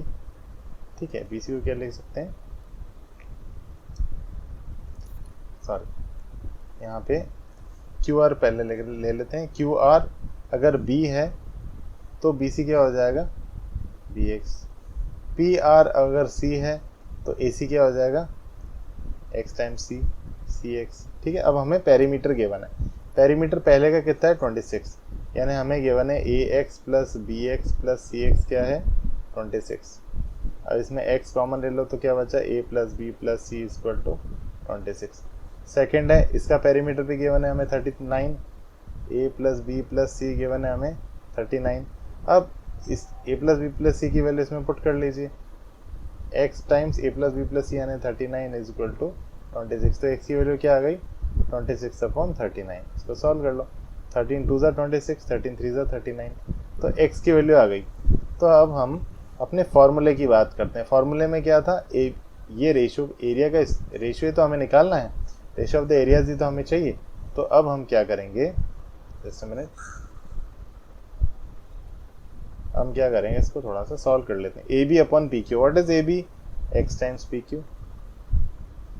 What is P Q, P Q ही है, दोनों का स्क्वायर, पी क्यू से पी क्यू कैंसिल, ये एक्चुअली एक्स का स्क्वायर मांग रहा है। व्हाट इज एक्स, 2/3, 2/3 का स्क्वायर क्या हो गया, 4/9।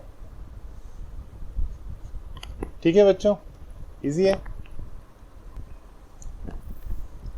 There are 20 vehicles cars and motorcycles in a parking area. 20 vehicle हैं जिसमें कार भी और मोटरसाइकिल भी। If there are 56 wheels together how many cars are there. अब ये क्वेश्चन क्या बोल रहा है कि 20 टोटल व्हीकल्स है, ठीक है, जिसमें कार भी है, कुछ कार है कुछ मोटरसाइकिल है, और टोटल पहिए कितने हैं, सिर्फ टायर आपने काउंट किए हैं, व्हील्स आपने काउंट किए हैं, तो 56 व्हील्स है। ठीक है, अब इसने ये नहीं बताया कि कितने व्हील बाइक के गिने और कितने व्हील कार के। आपको आइडेंटिफाई करना है क्या, how many cars are there, कितनी कार से आपको बतानी है। सो इसमें सपोज करेंगे let there are X cars, number of cars भी X, let say Y motorcycles, ये आप एज्यूम कर लो। ठीक है, उसके बाद आपको पहले स्टेटमेंट से क्या रिलेशन पता लगा कि कार्स और मोटरसाइकिल टोटल देखें तो कितने व्हीकल होते हैं, 20। So we can say number of cars plus number of motorcycle कितने हैं, 20, इक्वेशन 1। उसके बाद बोल रहे हैं 56 व्हील्स है, 4 पहिए नंबर ऑफ कार्स के और 2 पहिए नंबर ऑफ मोटरसाइकिल के जितने भी हैं, तो कितने पहिए हो गए, 56। इसको थोड़ा सा सॉल्व कर लेते हैं। 2 2 ज़ा 4, 2 1 ज़ा 2, 2 2 ज़ा 4, 2 8 ज़ा 16। ये देखिए, ये 2 इक्वेशन आपको सॉल्व करनी है। सिंपली आप सब्ट्रैक्ट कर दो, 2 and 1 सब्ट्रैक्ट कर दो, तो दिस माइनस दिस कर लेते हैं अपन। तो LHS से माइनस हो जाएगा और RHS से माइनस हो जाएगा। y से y कैंसिल, 2 - 1 इज 1, 20, सॉरी यहाँ पे 20 आएगा, 28 - 20 इज 8, x की वैल्यू 8 आ गई। यही तो आपसे पूछा था, x क्या नंबर ऑफ कार्स। ठीक है, question 35, a man goes 15 metre due west and 8 metre due north. तो इसमें इस तरीके से हम बना लेते हैं। So east west north south. ठीक है, सबसे पहले कहाँ गया, 15 मीटर वेस्ट, 15 मीटर वेस्ट गया, फिर 8 मीटर नॉर्थ, तो 8 मीटर यानी परपेंडिकुलर जाएगा बिल्कुल। कितना गया ये, 8 मीटर। अब बोल रहे हैं how far is he from starting point. Starting point तो ओरिजिन है, तो भाई यहाँ से कितनी दूर है, तो देखिए ये एक राइट ट्रायंगल बन गया और आपको क्या निकालना है, हाइपोटेन्यूज निकालना है आपको। तो required length is actually square root of 8 square plus 15 square. 8 8 ज़ा 64, 15 स्क्वायर 225, ये आ जाएगा 289। It is actually 17 square, answer आ गया 17। यूनिट क्या थी, मीटर, तो ये 17 मीटर आ गया, ऑप्शन सी। ठीक है, question 36, what is the length of an altitude of an equilateral triangle of side 8। तो पहले इक्विलेटर ट्राइंगल बना लीजिए। एल्टीट्यूड क्या होता है, साइड ट्राइंगल में किसी भी साइड के अपोजिट वर्टेक्स से आने वाला परपेंडिकुलर उस साइड पे क्या कहलाता है, ये एल्टीट्यूड। ठीक है, सो ये आपको निकालना है। लेंथ ऑफ इक्विलेटर ट्राइंगल कितना दे रखा है, 8, यानी ये तीनों साइड कितना दे रखा है, ये भी 8 है, ये भी 8 है, और ये कंप्लीट ये भी 8 है। तो ट्राइंगल लेट से ये है ABC और ये है परपेंडिकुलर D। सो आपको देखते समझ में आ गया होगा कि BD = DC। एक बार प्रूव भी कर लेते हैं। भाई ये 90 है राइट हैंड साइड, तो लीनियर पेयर एक्सियम से ये भी 90 हो गया, है ना। और बीच वाले इन दोनों ट्राइंगल में बीच वाली साइड क्या है, कॉमन, और ये 8 है तो ये भी 8 है। तो इन दोनों ट्राइंगल में जो लेफ्ट हैंड साइड है और right hand side, right angle, hypotenuse और साइड, तो ये कॉन्ग्रुएंट किससे हो गए दोनों ट्राइंगल, RHS कॉन्ग्रुएंसी रूल से। सिंस ये कॉन्ग्रुएंट हो गए तो कॉरस्पॉन्डिंग साइड भी इक्वल होगी, वी कैन से BD = DC, तो BD क्या हो गई 4 और ये भी 4 हो गई। Is it okay. बस आपको एल्टीट्यूड निकालना है, तो लेफ्ट हैंड साइड वाला ट्राइंगल जो है ये वाला, इस ट्राइंगल को कंसीडर करिए, 90 डिग्री है, ये है 8, ये है 4। आपको एल्टीट्यूड निकालना है यानी AD निकालना है, बस। तो AD निकल जाएगा पाइथागोरस थ्योरम से, square root of h² minus base square, 64 - 16। ठीक है,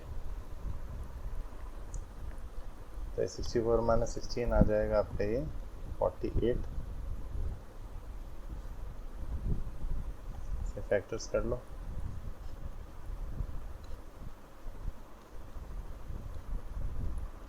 देखिए 2 का पेयर एन ए 4 स्क्वायर इंटू 3, तो ये 4 बाहर आ जाएगा, 4√3।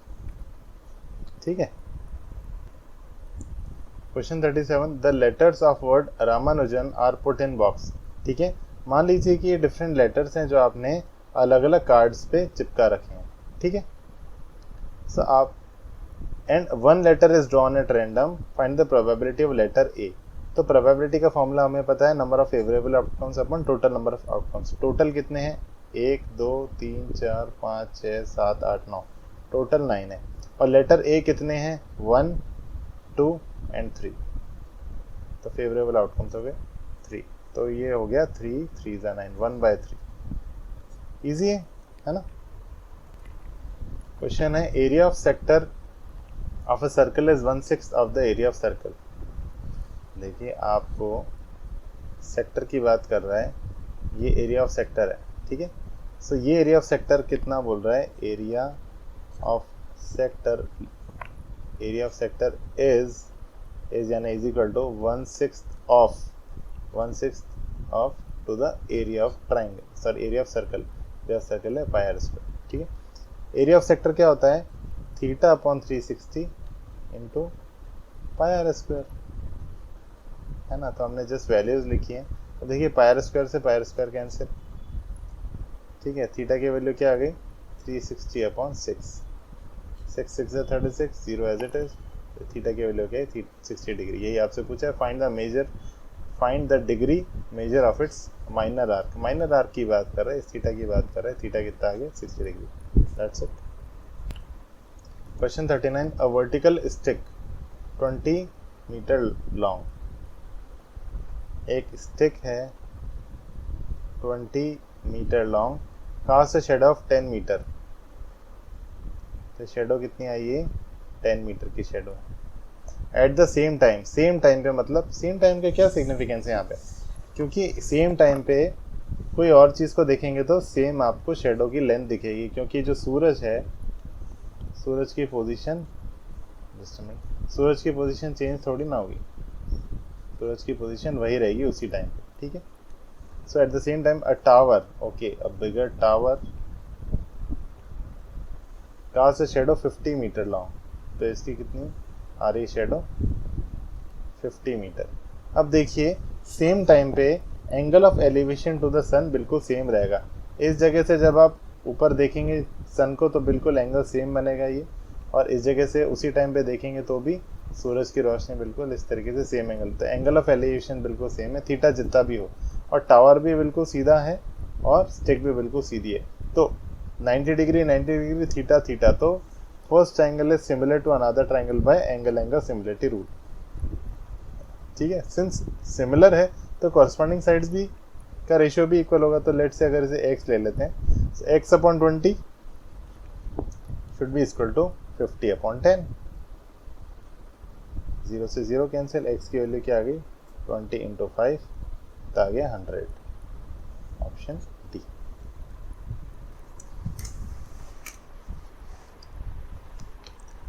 Question 40, what is the solution of pair of linear equation this and this. तो पेयर ऑफ लीनियर इक्वेशन को सॉल्व करने के तो मेथड्स आपको आते हैं, लेकिन यहाँ पे ट्रिक्स लगेगी कुछ। एक ट्रिक है छोटी सी। पहले देखिए कि ये कैसी है इक्वेशन। देखिए पहला है 37x plus 43y is equal to 123। अब देखिए 37 और 43 इसमें भी दिख रहा है आपको, एक बार लिख लेते हैं। 43x plus 37y is equal to 117। तो इक्वेशन 1 और इक्वेशन 2। अब देखिए इसमें x के साथ है, यहाँ पे y के साथ है, यहाँ पे y के साथ है, इसमें x के साथ है। तो इस तरीके के पेयर ऑफ लीनियर इक्वेशन को सॉल्व करने के लिए एक ट्रिक है। क्या है? First we have to add these two equations, उससे जो इक्वेशन मिलेगी वो, और we have to subtract these two equations, इससे हमें जो इक्वेशन मिलेगी वो। इन दोनों को बहुत ईजीली आप सॉल्व कर सकते हैं। ठीक है, तो लेट्स स्टार्ट। इसको मिटाता हूँ मैं। So first we have to add these two equations. LHS में ऐड हो जाएगा, it becomes 80x plus 80y is equal to 240। इसको dividing by 80 both the side करेंगे तो x plus y is equal to 3 आ जाएगा। देखिए कितनी सिंपल सी इक्वेशन आ गई। और RHS में हम क्या करेंगे, सब्ट्रैक्ट 1 and 2 करेंगे। अब LHS से सब्ट्रैक्ट हो जाएगा। देखिए dividing by 6 both the side, -x + y = 1 आ जाएगा। देखिए कितनी सिंपल सी इक्वेशन आ गई। इक्वेशन नंबर 3 and 4, इन दोनों को सॉल्व करना है। सिंपली ऐड कर लेते हैं 3 और 4 को। LHS में ऐड कर लो, RHS में ऐड कर लो। सो 2y = 4, y = 2। इसमें पुट कर लो y, तो x + y की वैल्यू 2 है 3, x की वैल्यू आ जाएगी 1। तो 1, 2 ये। ठीक है, इजी है। अगला है सेक्शन C। इसके 10 क्वेश्चंस हैं सिर्फ। इसमें क्या है, केस स्टडी बेस्ड क्वेश्चंस है। सो केस स्टडी 1 पहला क्या बोल रहा है, पैसिफिक रिंग ऑफ फायर। तो ये किसके लिए है, ये इसके बारे में डिस्क्रिप्शन है यहाँ पे। तो इन तरह के क्वेश्चन में थोड़ा सा डिस्क्रिप्शन होता है, आपको पढ़ना है। तो ये किस लिए होते हैं केस स्टडी, ताकि रियल लाइफ में आप जो पढ़ रहे हैं, आप जो पढ़ाई कर रहे हैं, वो रियल लाइफ से कैसे आप जोड़ के उसे देख सकते हैं, रियल लाइफ में कैसे उसको नॉलेज को यूटिलाइज कर सकते हैं। इसलिए ये केस स्टडी वाले क्वेश्चन आपके पास हैं। ठीक है, बिल्कुल सिंपल है।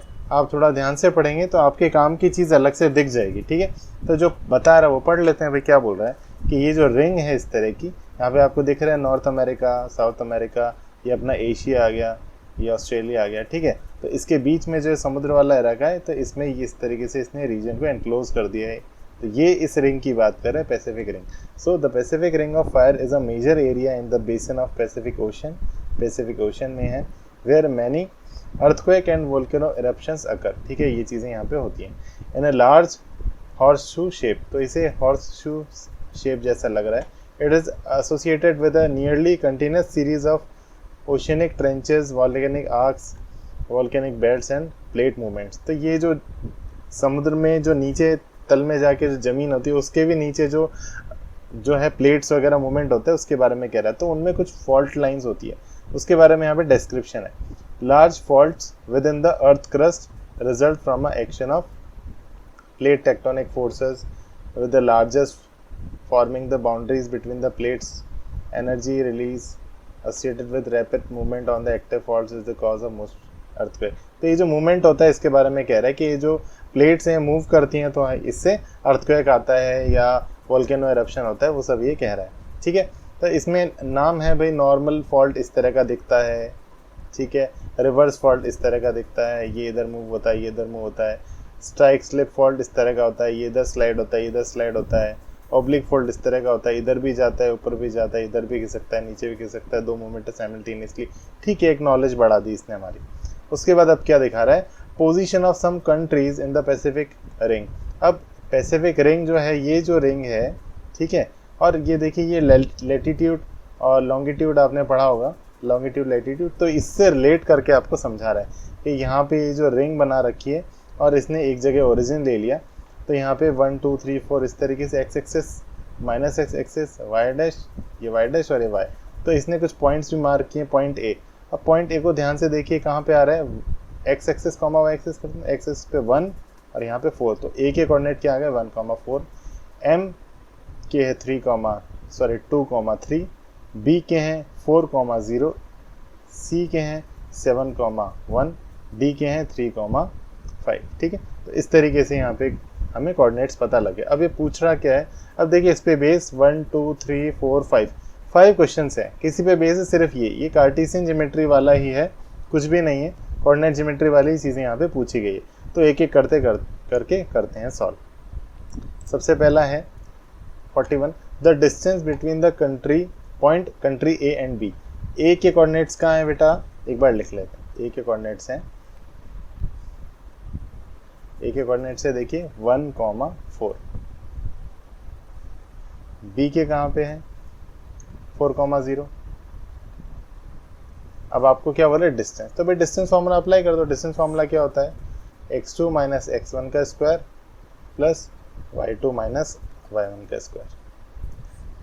4 माइनस 1 इज 3, 3 का स्क्वायर, 0 माइनस 4 इज माइनस 4 का स्क्वायर। इट बिकम्स 9 + 16 25 और वी कैन से 5 यूनिट आ गया। ठीक है, इजी है, समझ में आ गया। अगला करते हैं। अगला क्या बोल रहा है, find a relation between x and y such that the point x, y such that the point x, y is equidistant from the country C and D। अब देखिए पॉइंट x, y है वो C और D के mid point पे है, ठीक है, इक्विडिस्टेंट है यानी मिड पॉइंट है। सो C के कोऑर्डिनेट कहाँ हैं, C के कोऑर्डिनेट है 7, 1 और D के कोऑर्डिनेट्स कहाँ हैं 3, 5। ठीक है, मिड पॉइंट का फॉर्मूला हमें पता है x1 plus x2 upon 2 y1 plus y2 upon 2। ठीक है, तो 7 प्लस 3 10 अपॉन 2 और 1 प्लस 5 दैट इज 6 अपॉन 2। ये आ गया 5, 3। ये मिड पॉइंट के कोऑर्डिनेट्स आ गए 5, 3। अच्छा, अब रिलेशन है, ओके, x ये है y ये है। अब आपको रिलेशन बताना है, तो भाई x माइनस 2 5 माइनस 3 क्या 2 होता है, बिल्कुल हाँ, तो बस पहला ऑप्शन ही हो गया, आगे देखने की जरूरत ही नहीं। ठीक है, अगला क्वेश्चन है the fault line this line divides the line joining the country this and this P and Q internally in the ratio what. ठीक है, तो जब हमारे पास सारी चीज़ें गिवन है तो इस मैप की तरफ देखने की ज़रूरत नहीं है। क्या बोल रहा है ये कि एक लाइन जो है PQ, P के कोऑर्डिनेट्स हैं 1, 3, Q के हैं 2, 7 और ये एक लाइन इसको इंटरसेक्ट कर रही है इन द रेशियो लेट से K/1 जो कि हमें निकालना है ना। जब भी हम सपोज करते हैं तो K/1 ही सपोज करना चाहिए, ठीक है, M/N नहीं करना चाहिए, उसमें 2 वेरिएबल आ जाते हैं, इसमें सिर्फ एक वेरिएबल K निकालना है इसलिए। अब ये जो लाइन है, इस लाइन की क्या इक्वेशन है, 3x plus y minus 9 equal to 0। ठीक है, सो ये जो पॉइंट है लेट से वो x, y है, तो ये पॉइंट देखिए इस PQ लाइन पे भी आ रहा है और इस लाइन पे भी आ रहा है, तो इस इक्वेशन लाइन को भी सेटिस्फाई करेगा। ठीक है, तो x, y एक बार निकाल लेते हैं, फिर इसमें अपन पुट कर देंगे। सो x, y क्या होगा, mx2 plus nx1 upon m plus n है ना, वो रेशियो कोऑर्डिनेट, ये जो पॉइंट है जो डिवाइड करता है, इसके निकालने का तरीका हमने डिस्कस किया था ना, mx2 plus nx1 upon m plus n है ना, my2 plus ny1 upon m plus n, बस ये वाला अपन को अप्लाई करना है। सो k into 2 that is 2k plus 1 upon k plus 1 और k into 7 that is 7k plus 3 upon k plus 1, ये आ गया। ठीक है, तो ये है x, y। अब देखिए ये जो हमारे कोऑर्डिनेट्स मिला है x, y का, ये पॉइंट कहाँ पे लाई कर रहा है, ये पॉइंट लाई कर रहा है ये जो गिवन इक्वेशन ऑफ लाइन है, यानी इसको सेटिस्फाई करेगा। तो ये x की जगह और ये वैल्यू y की जगह हम पुट कर देंगे इस गिवन इक्वेशन में।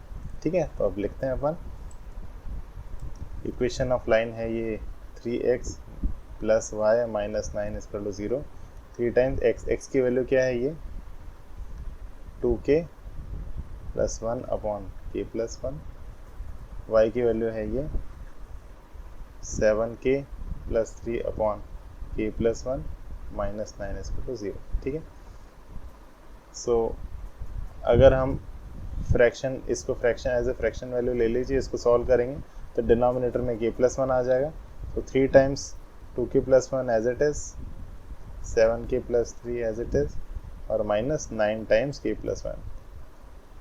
अब ये 0 से मल्टीप्लाई होकर उधर चला जाएगा, 0 बन गया, इसको सॉल्व कर लो, 3 2 ज़ा 6k plus 3 plus 7k plus 3 minus 9k minus 9।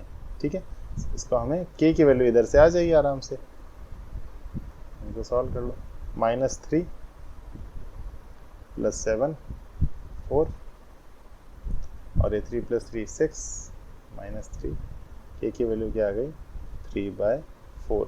और हमारा जो रेशियो किस रेशियो में डिवाइड हो रहा था, K/1, हमने जो लिया था वो था K/1 और K/1 क्या आ गया अपने पास 3/4, तो 3/4 ही वो आंसर है जो हमें चाहिए। Is it okay?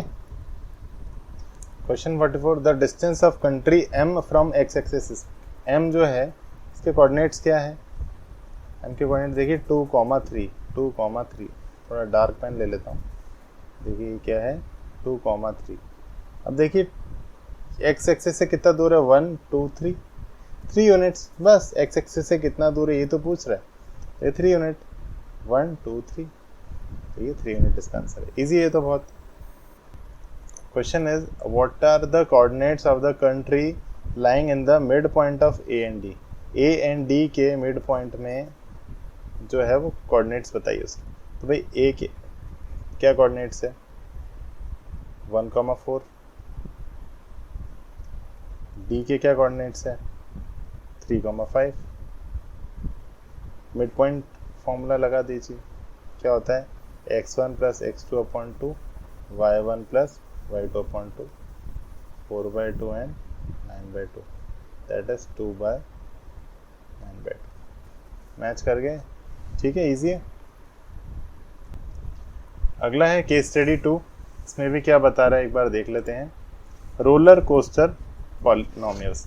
तो ये रोलर कोस्टर होता है ना एम्यूजमेंट पार्क में, ठीक है, ऐसे बच्चे रोलर कोस्टर पे एंजॉय करते हैं, राइड करते हैं, ठीक है, तो उसके रिगार्डिंग है। सो पॉलिनोमियल्स आर एवरीवेयर। तो ये देखिए जो कर्व है ना जिसपे मूव होती है गाड़ी, तो ये एक तरह से पॉलिनोमियल की जो क्वाड्रेटिक पॉलिनोमियल, क्यूबिक पॉलिनोमियल वैसे ही कुछ कुछ लग रहा है, ठीक है। सो दे play a key role in the study of algebra in analysis and on the whole many mathematical problems involving them, ठीक है। Since polynomials are used to describe curves of various types, engineers use polynomials to graph the curves of roller coaster। देखिए कितना बढ़िया चीज़ बताई है इसमें कि जो हम polynomial पढ़ रहे हैं, जो कुछ बच्चों को शायद बोरिंग लगता होगा, तो उसका यूज़ बताया, तो ये देख के इंटरेस्ट आएगा आपको कि भाई रोलर कोस्टर के जो कर्व है, जो कर्व पाथ है, इसके लिए इंजीनियर्स पॉलिनोमियल स्टडी करते हैं, ठीक है। चलिए, सो क्वेश्चन 46 क्या बोल रहा है। If the roller coaster is represented by the graph following graph the name then name the type of the polynomial it traces. तो इस कौन सा पॉलिनोमियल ये है। अब देखिए पॉलिनोमियल को देख के आप कैसे आइडेंटिफाई कर सकते हैं कि कौन सा है, लीनियर है, क्वाड्रेटिक है, क्यूबिक है, बाई क्वाड्रेटिक है, कैसे आइडेंटिफाई करते हैं आप।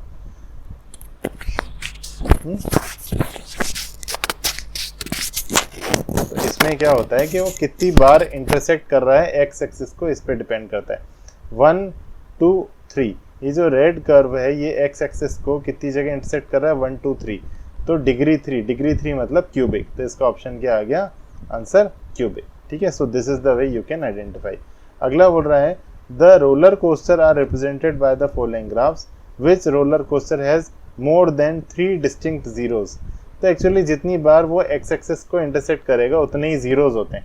तो पहले में कितनी बार इंटरसेक्ट कर रहा है, एक जगह। बी ऑप्शन में एक जगह। आपको क्या निकालना था, मोर देन 3, 1 2 3, इसमें 3 आ गया लेकिन मोर देन 3 नहीं है। और आखिरी वाली में 1 2 3 4, ये कर्व एक्स एक्सिस को 4 जगह इंटरसेक्ट कर रहा है, मोर देन 3 यानी 4। तो ये ऑप्शन डी आ गया इसका आंसर, ठीक है। अगला है if the roller coaster is represented by the cubic polynomial this then which of the following always true. क्या चीज़ हमेशा ट्रू हो सकती है। तो भाई एक बेसिक चीज़ है, किसी भी इस तरह की इक्वेशन में डिग्री, ये क्या बोल रहे हैं, क्यूबिक पॉलिनोमियल। क्यूबिक का मतलब होता है पावर 3, यानी x की पावर 3 जीरो नहीं होना चाहिए, है ना। अगर p 0 हो गया तो x की पावर 3 0 हो गया तो ये क्या बचा, ये तो क्वाड्रेटिक हो जाएगा। तो क्या हमेशा ट्रू है कि भाई p 0 नहीं होना चाहिए। डिग्री 3 अगर बोल दिया, क्यूबिक बोल दिया, तो एक्स क्यूब के साथ जो कोफिशिएंट है p, ये p 0 नहीं होना चाहिए। 0 हो गया तो ये क्यूबिक रहेगा ही नहीं, इसका अस्तित्व तो खत्म हो जाएगा, सिग्निफिकेंस खत्म हो जाएगा, ठीक है। इसलिए p शुड नॉट बी 0। तो वो ये ऑप्शन आखिरी, p should not be 0, option D आखिरी है, सॉरी सेकंड लास्ट है। If the path traced by the roller coaster is represented by the above graph find the number of zeros. भाई discuss कर चुके हैं, 1 2 3, 3 जगह इंटरसेक्ट कर रहा है एक्स एक्सिस को, तो ये नंबर ऑफ जीरोस 3 है। सिमिलर क्वेश्चंस है, कोई ज़्यादा कुछ है ही नहीं इसमें। If the path traced by the roller coaster is represented by this find it zeros. Zeros बताइए। तो भाई कहाँ पे इंटरसेक्ट कर रहा है, ध्यान से देखो, -3 पे, -1 पे और 2 पे, तो ये जीरोस है। -3 पे, -1 पे और 2 पे, ठीक है बच्चों, बस ऑप्शन सी। चलिए ठीक है बच्चों, आई होप आप सबको अच्छा लगा होगा ये वीडियो। सब्सक्राइब करिएगा, और जहाँ पे भी डाउट हो आप मेरे से पूछ सकते हैं कमेंट में, मैं आपके लिए और वीडियोस बना दूंगा। ठीक है, थैंक यू बच्चों।